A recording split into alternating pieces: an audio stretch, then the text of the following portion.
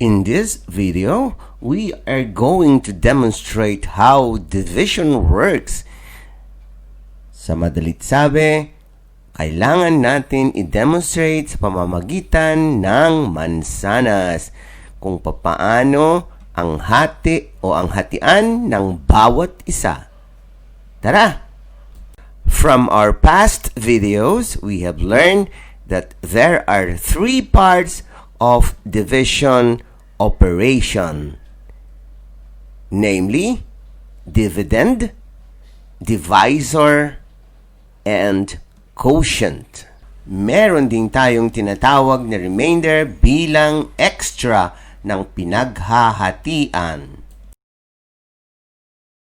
We will be dividing 10 apples with different divisors. Please take note that there will be a few remainders after the apples are being divided equally. Here is the first example. You are asked to divide 10 by 2. Here are my 10 apples. 1, 2, 3, 4, 5, 6, 7, 8, 9, 10. 10 is my dividend, while 2 is my divisor. Divisor indicates the number of groups we are going to distribute the apples. This is group 1. And this is the group 2. For each group, they will get an equal number of apples. The first step is to distribute the first 2 apples. Pagkatapos nating ma-distribute ang dalawang apples sa dalawang grupo, meron pa tayong 8 natitira.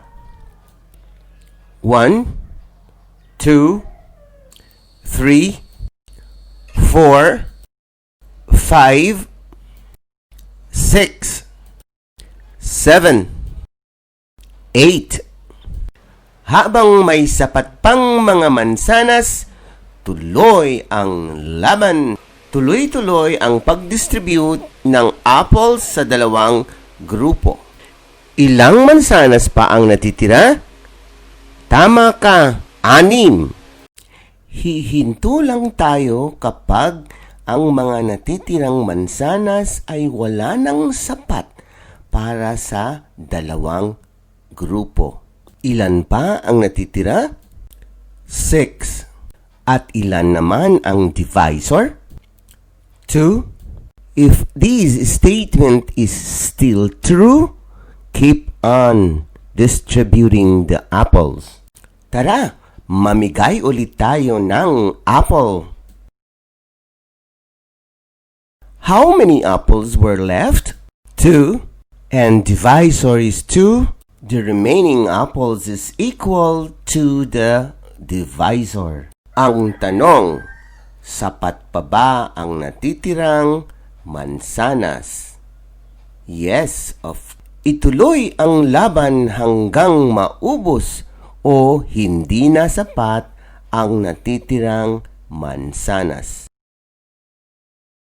Ngayong ubos na ang lahat mga natitirang mansanas, bibilangin natin ngayon ang mga mansanas ng bawat grupo. Let us look at group 1. Bibilangin natin ang mga mansanas nilang natanggap. 1, 2, 3, 4, 5.